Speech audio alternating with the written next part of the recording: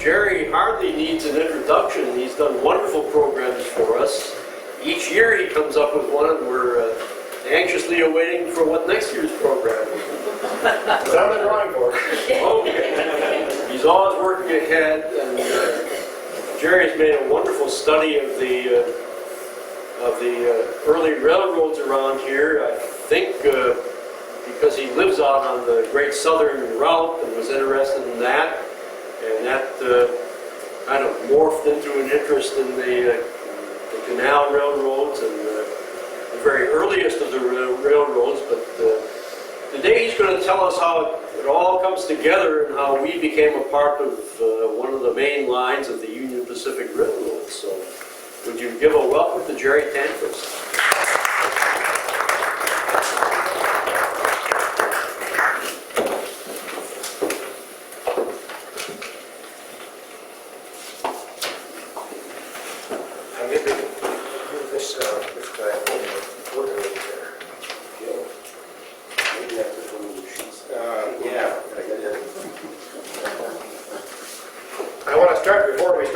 Slide program, just a couple of things. The handout gives just some brief basic information about the Union Pacific, how it got started, and how it morphed into the Union Pacific as we know it. And just a comment on that top date, 1863, the Portage Railroad was built from the Dalles around Celilo, and the steamboats would come up the river and unload here and get on the railroad, and their passengers and freight, and unload at the upper end onto the upper river and another steamboat. And that Portage Railroad of 8 miles was when the Oregon, the ORNN came through in 1882, which is the third date down. They took that same railroad and they had to change the gauge. It was 5-foot gauge.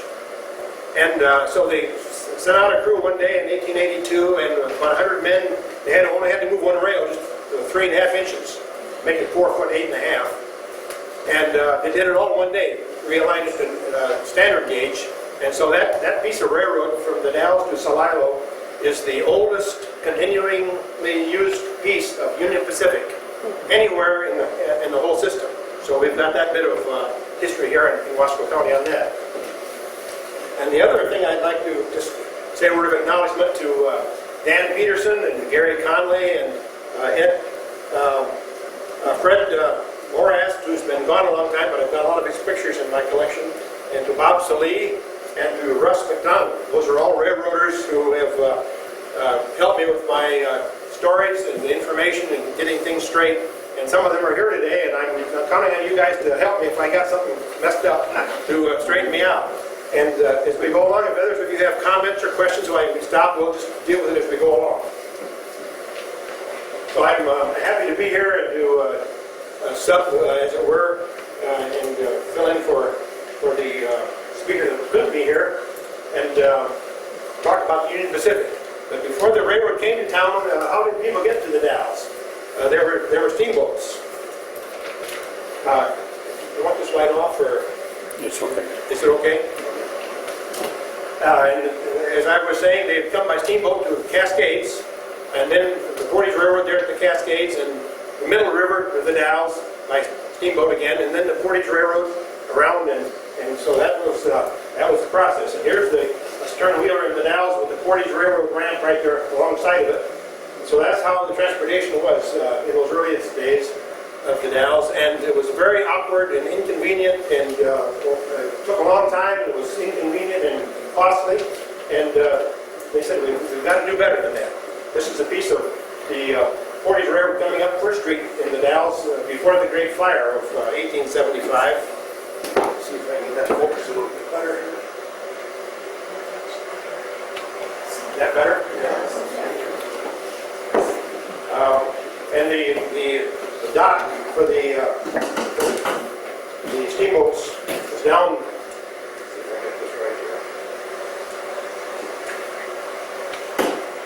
Down here in the river there.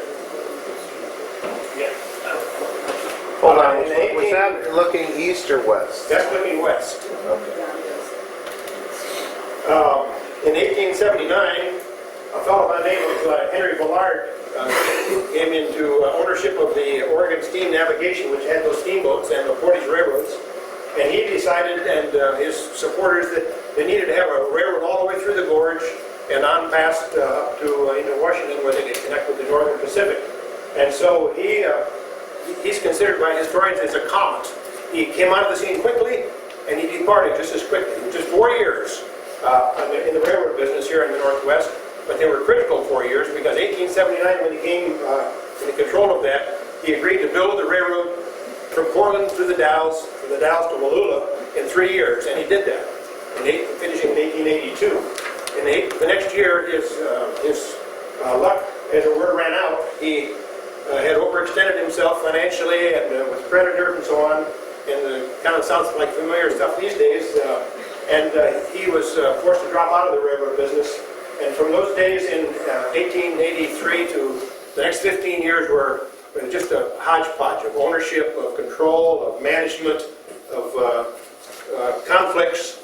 Jim Hill was involved in that. He had railroads coming into the state of Washington. He wanted to get into Oregon. And Ed Harriman came on the scene after a little while in 1897. And he was determined to keep Hill out. And there was just a lot of that going on for 15 years. But in those first years here in the Dalles, they built the roundhouse and the workshops and the machine shops here. And about 250 employees worked here in the railroad yards in those early days, both as they were building the railroad and as they had to maintain it. And for many years, the Dalles was a division point on the railroad. The crews would come this far, and they'd change crew, either headed east or going back towards Portland. And so, and those steam engines needed a lot of maintenance, so they needed those roundhouses to take care of that. This is what's left of that old roundhouse area, this circle here, right here.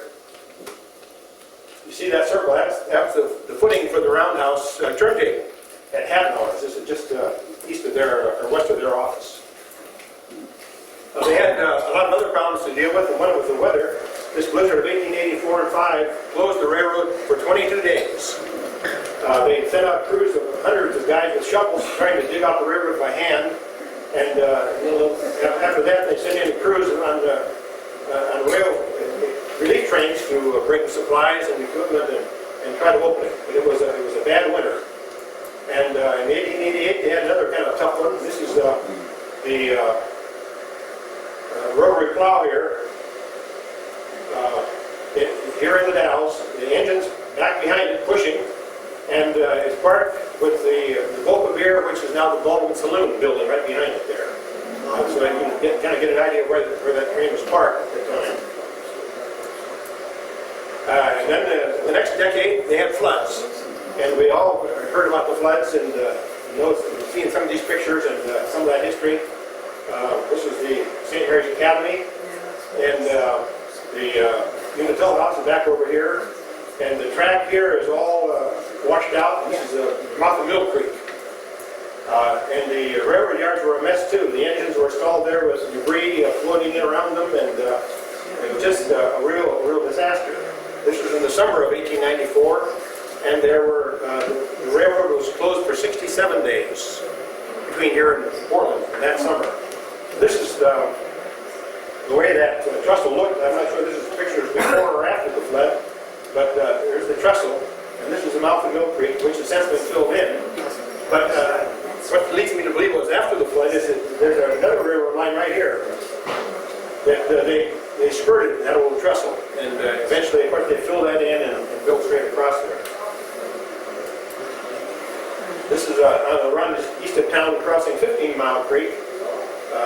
15 miles the creek runs by where we live, and the Great Southern Route.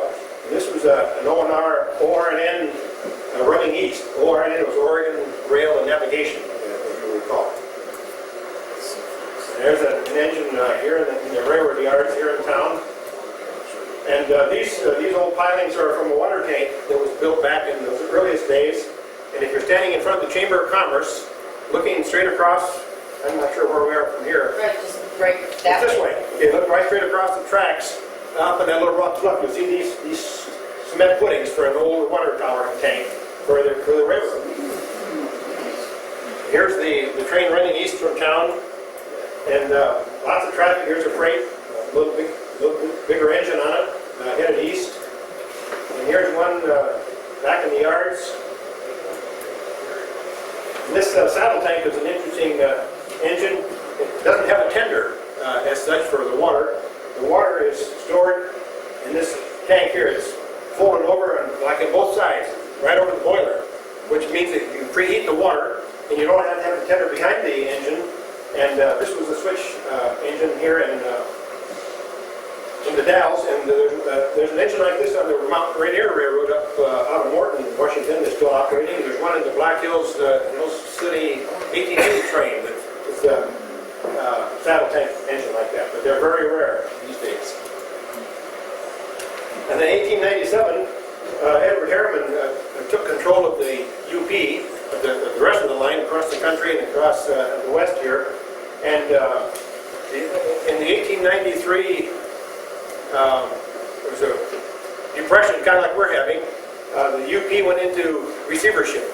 And so the control of it was really mixed, and they didn't have any money to do anything with. That was the year that UP presumably took control of the ORNN. But it wasn't until Harriman came on board as the director and the CEO of UP that they really began to put the pieces back together. He was a very astute businessman. He was from New York. He wasn't primarily a railroader, although he built railroads and he controlled them. But when he did it, he wanted to do it right.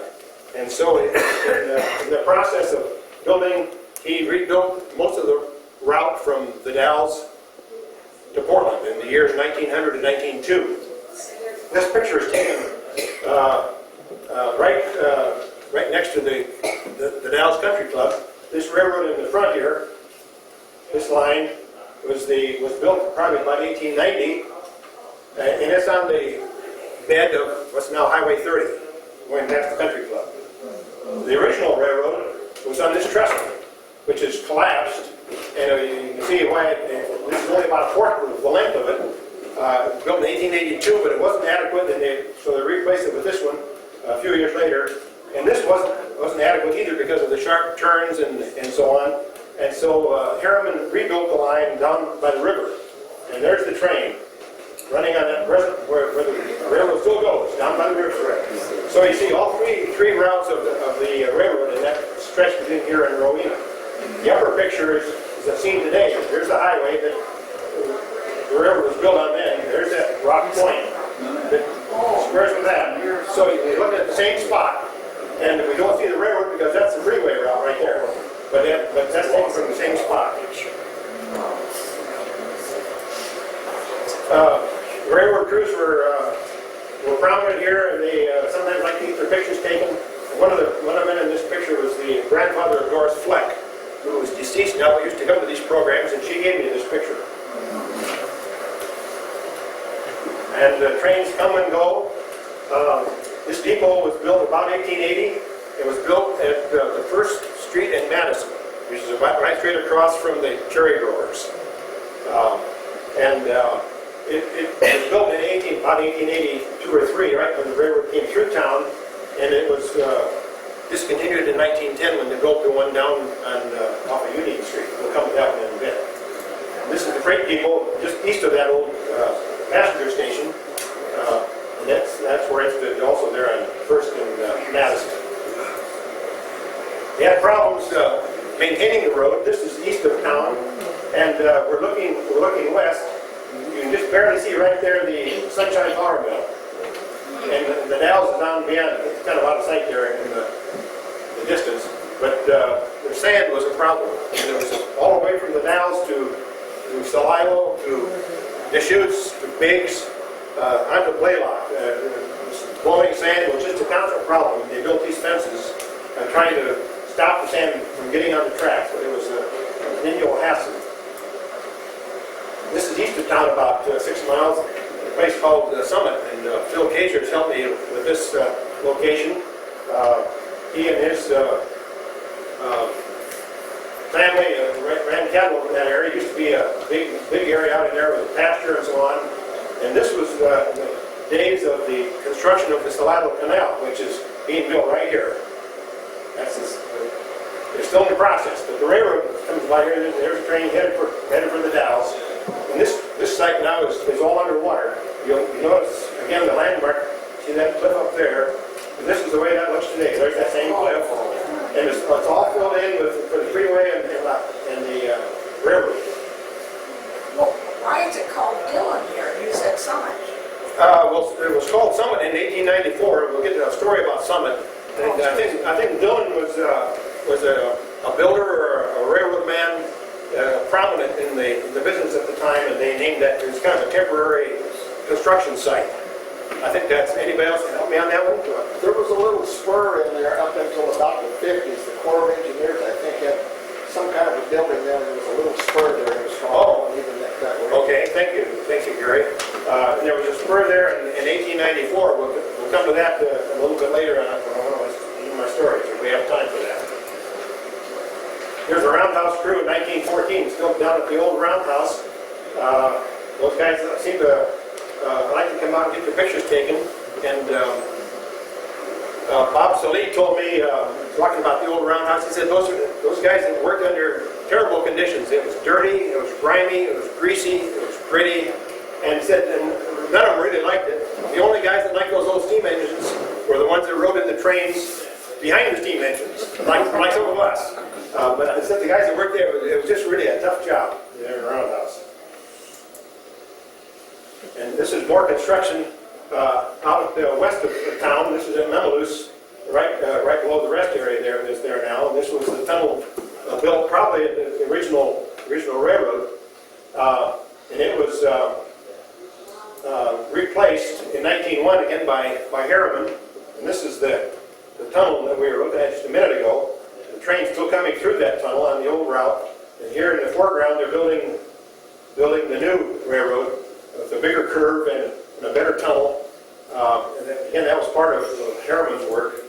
And this is the west end of that same tunnel that he built in Memaloose in 36. But in 1950, they replaced that tunnel with this.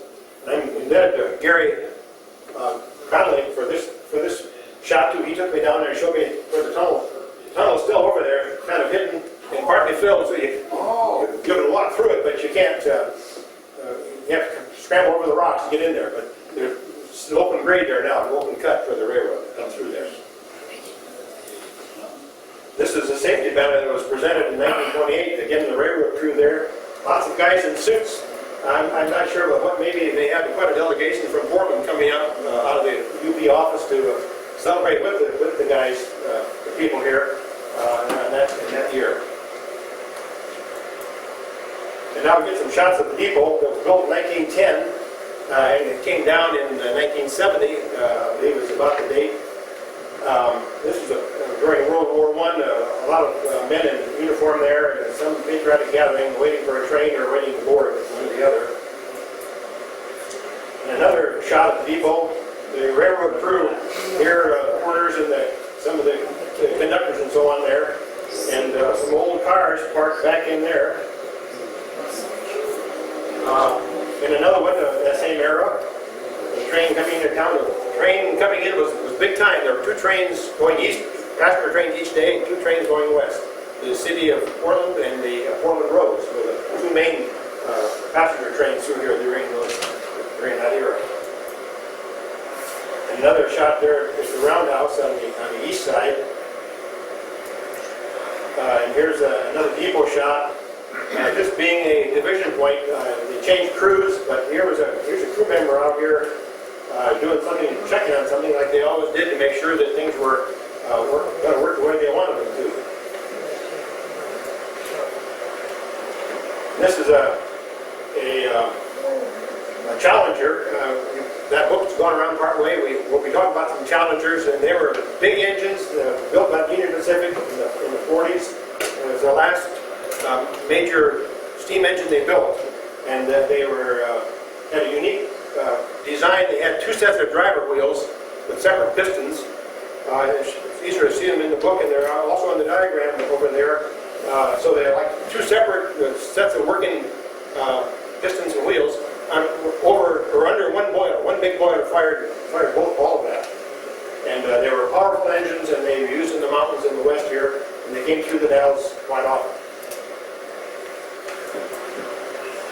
Another stop at the depot. This was in the wintertime. Then there was things like this. This is one of the worst wrecks in UP history and along the whole river, and certainly the worst one in Wasco County. 9 people were killed. One was a passenger train, at least one was. And there was obviously confusion about who was supposed to be on which track when. They head on almost at full speed. 9 people killed and wreckage all over the place. Where's your backup one?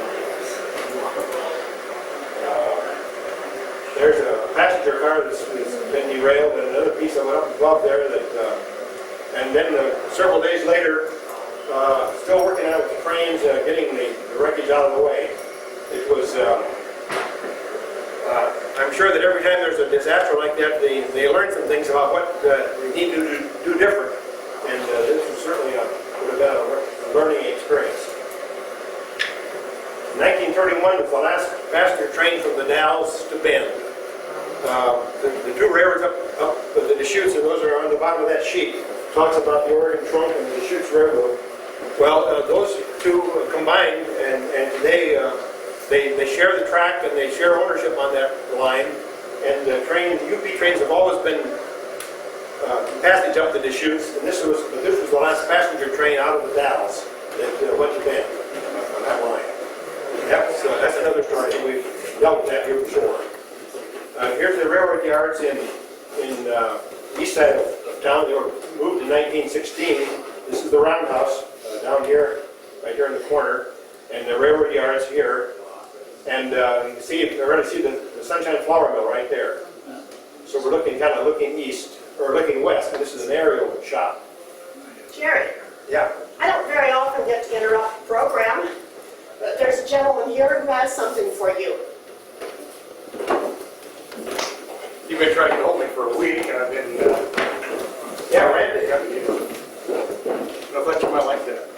Hey, all right. Yeah, you got time to come in? I do. I got thank you very much. Well, thank you so much, Randy. It's nice to see you. Yes. And appreciate that. All right. Just keep paying into that pension fund, kid.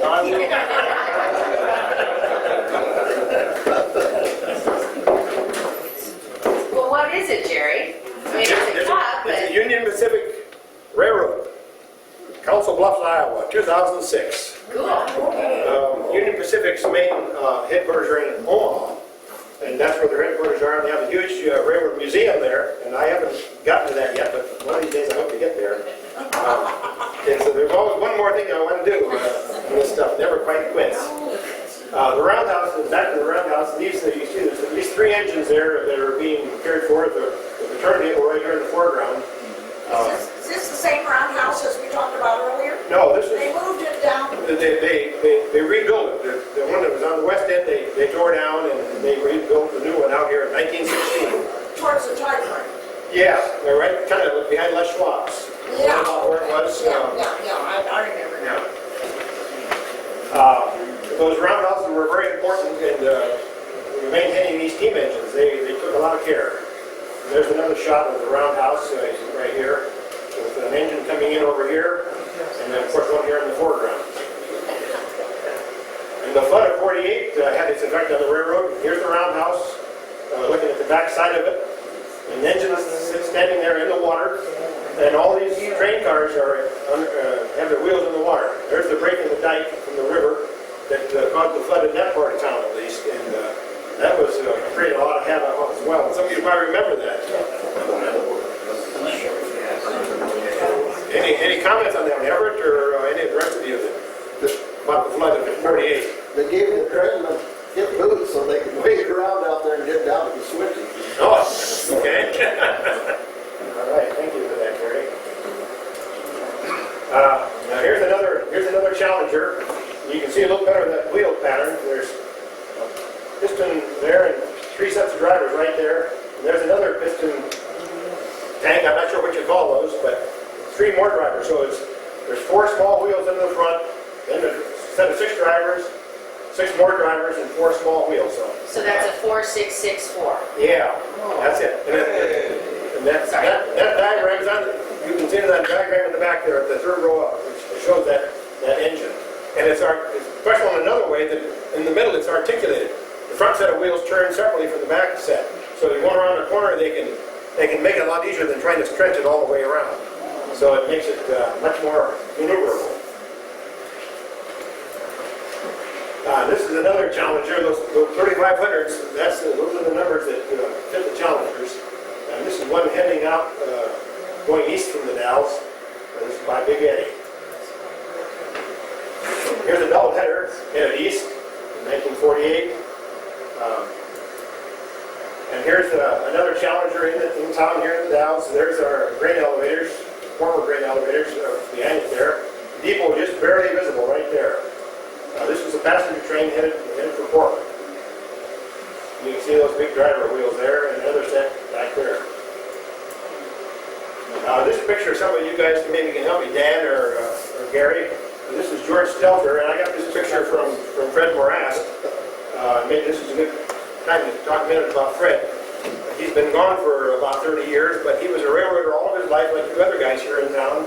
And he had pictures that his daughters put on picture boards for the pioneers.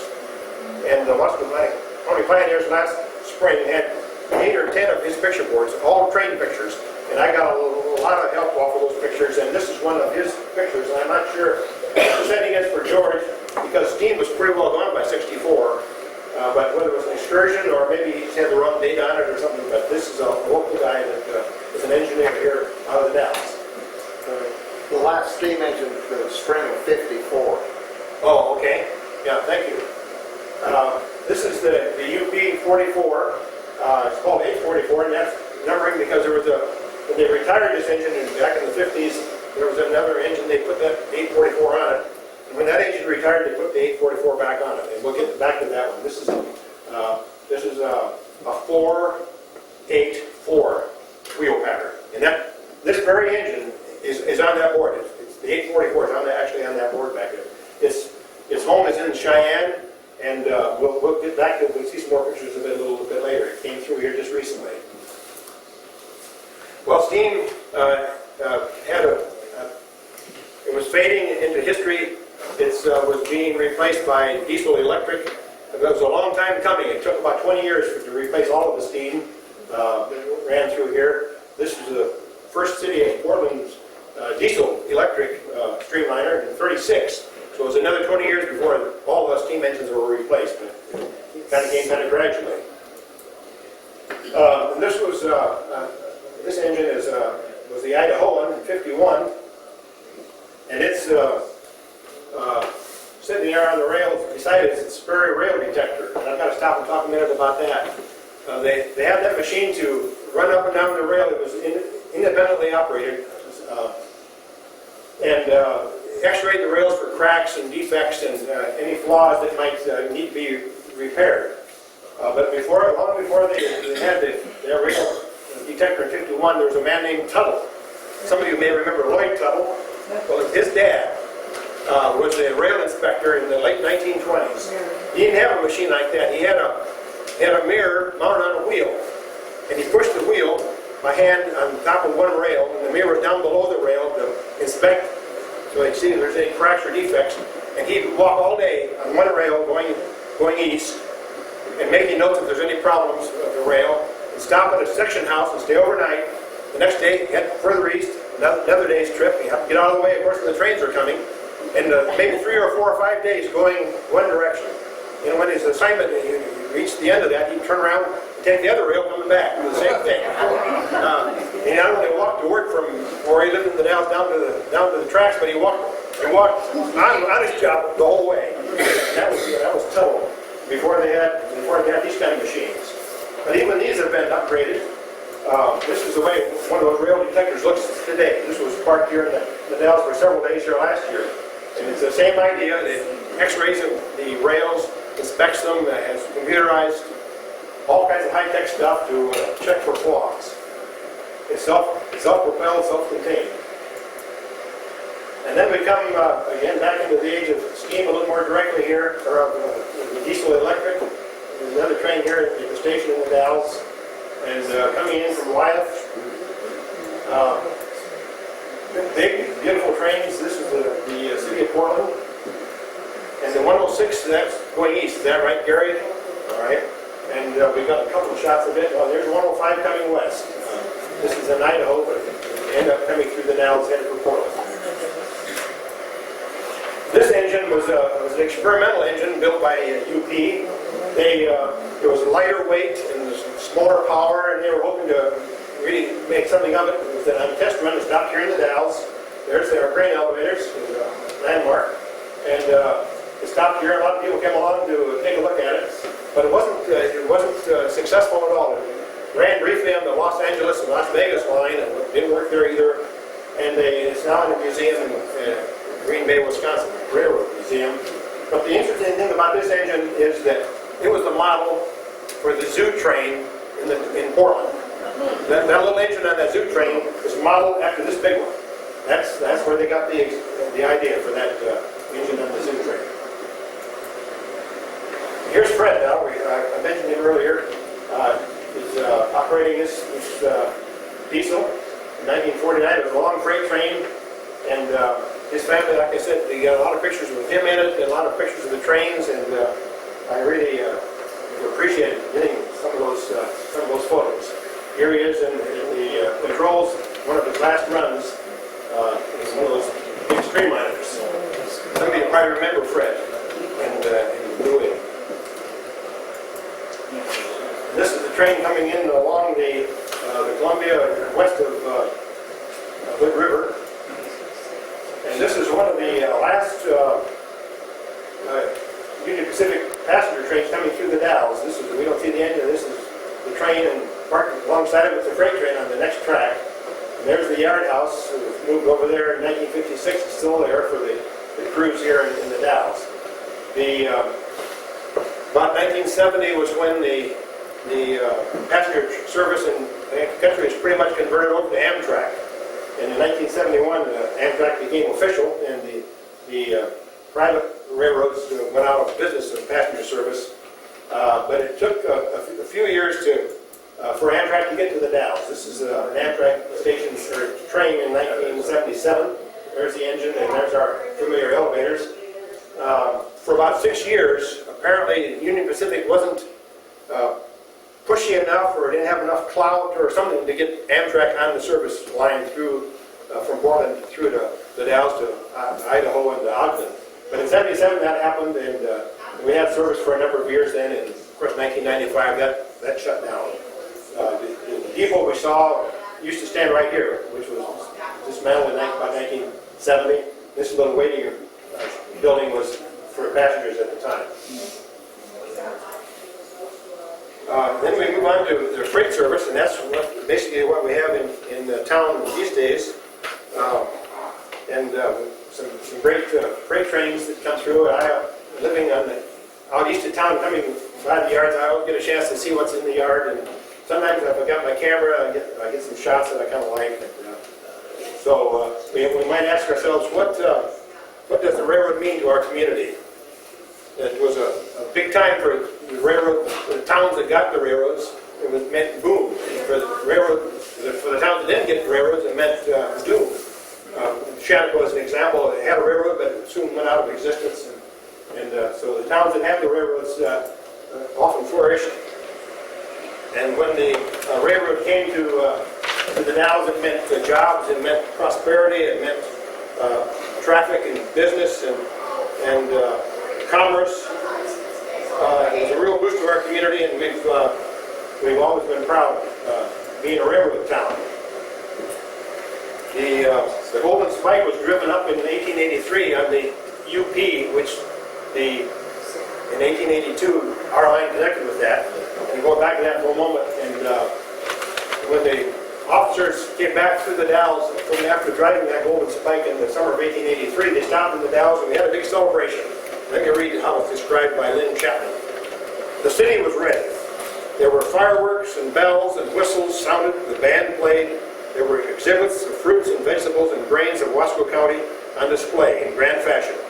The Dalles was celebrating because it was now on the main line between Portland and St. Paul. An excursion ticket could be bought for $60. The Dalles was connected to the nation. That was the report in 1883 as this happened. And that was written by Lynn Chapman in his book on the Dalles, 1840-1940. He also writes that there was a downside to the coming of the railroad. It brought some things that weren't so pleasant, and he writes that the Dalles came to be known as a tough town. One resident wrote that there was for 10 years, a fearful state of immorality. The town was run by gamblers and cutthroats. Murders were as common as the week that came around. Cutting and shooting scrapes were everyday affairs. And another person commented in that time that as soon as the railroad was established through here, tramps were introduced to the Dalles. And that kind of goes with the railroad too. But in general, it's been a good thing for our community, and it's been a lot of fun to collect these pictures. And I've got to end with, back to this team. This is the 844. This was 2 years ago. It stopped here in the Dalles. Many of you probably saw it. It was parked here for a whole day. There's the Sunshine Mill. And there's the drivers on it, the four big drivers on one side. And there it is, ready to go, hooked up to the train that brought with it from Cheyenne. And it's headed for Seattle on an excursion. And it came back through a few days later and stopped again in the Dalles. So that's my railroad story.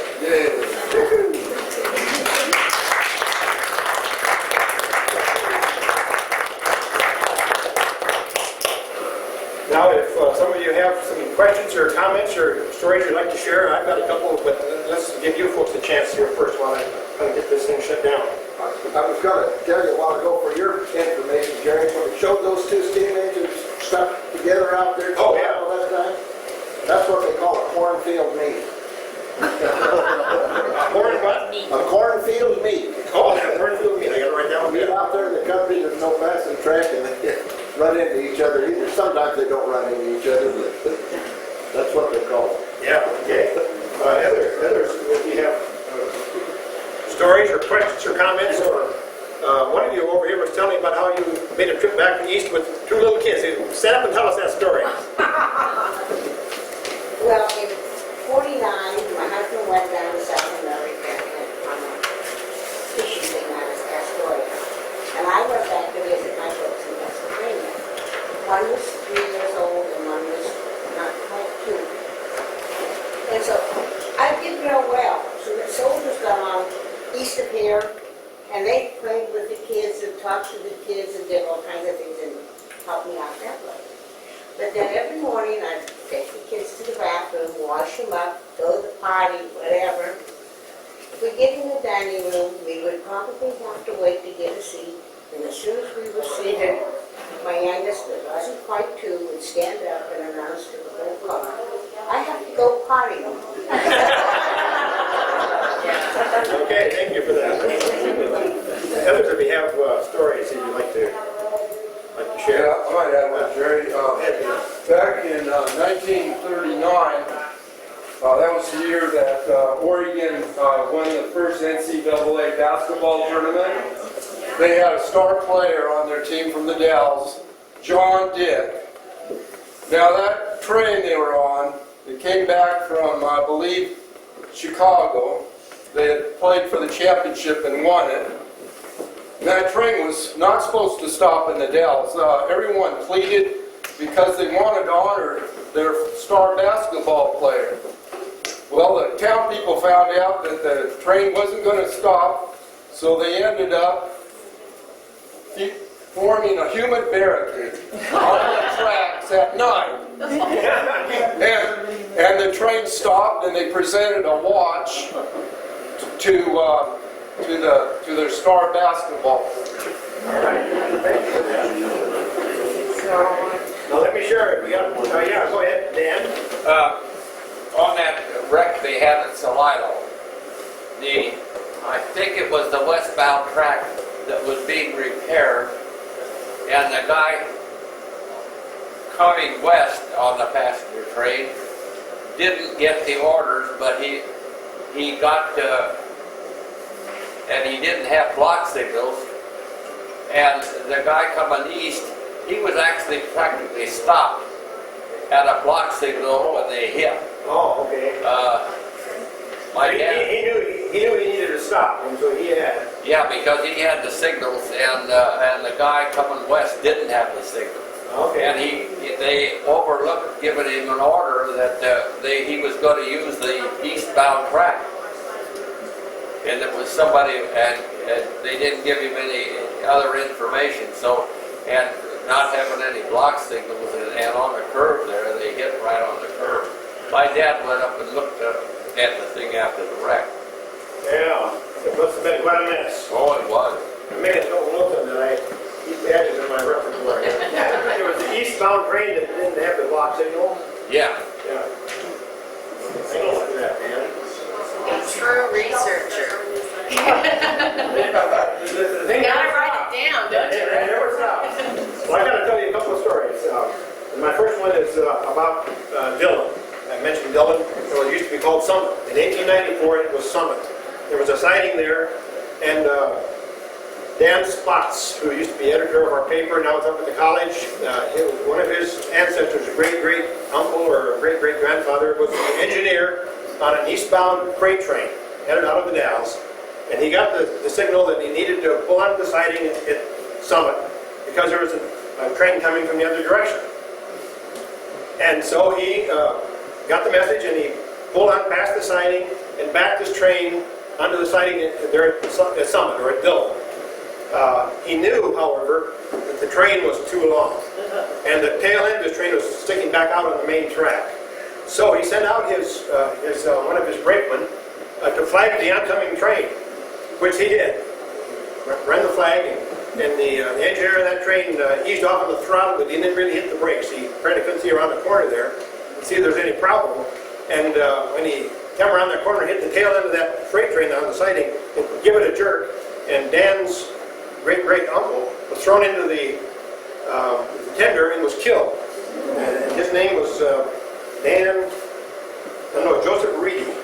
It was on Christmas Day, 1894. Wow. And I think he and two others were killed. They had an inquest. So, what went wrong here? What happened? So they had a group of citizens, like any of us, together, and none of them really railroad experts, but they talked about all the facts and said, now, what should have been done different? Did the engineer that was killed, did he do the wrong thing? Did the flagger not do it good enough? Was the other engineer not paying attention? And they came to the conclusion, after considerable discussion, that the real problem lay with the railroad company. They shouldn't put out trains that are longer than the sidings. And that was printed 2 days later in the Chronicle, that story. Yeah. And then Dan has shared some stories with me that I really have enjoyed. One is he tells about on a run early in the 1950s on one of those large steam engines. He was a fireman, and they were headed east of Arlington.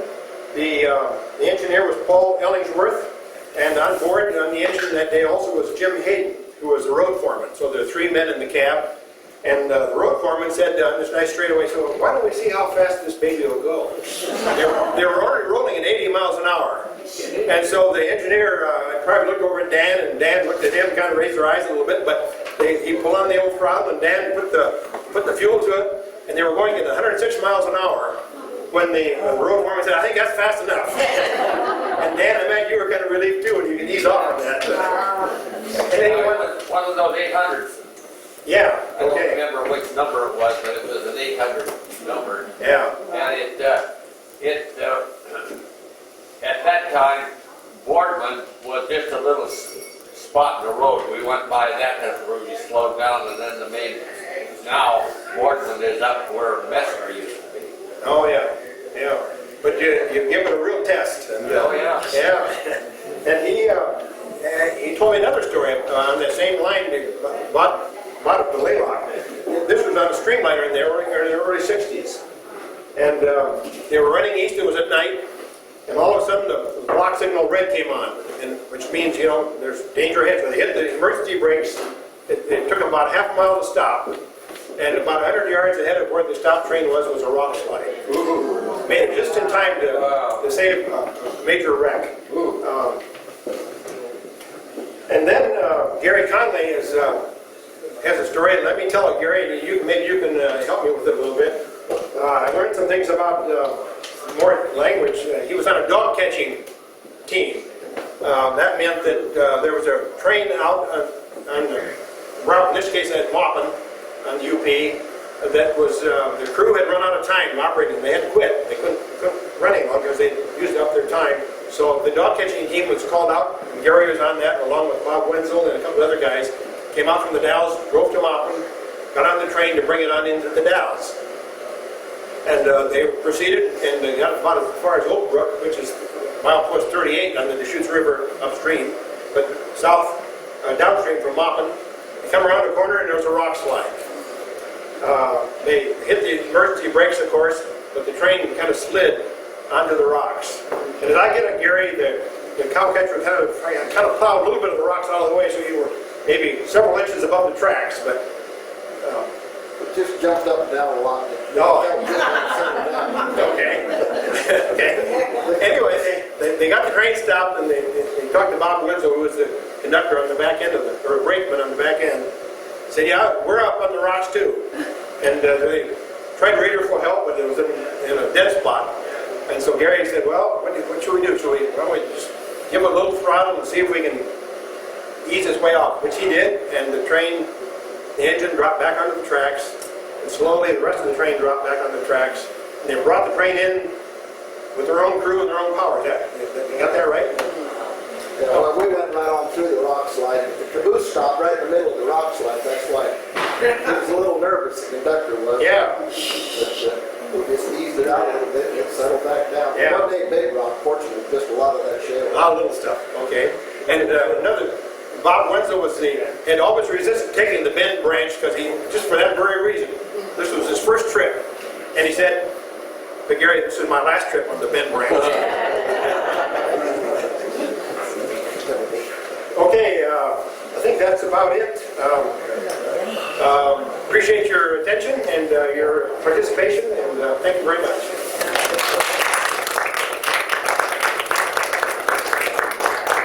Thanks, Jerry, and there are sign-up upstairs on the desk if you'd like to sign up for these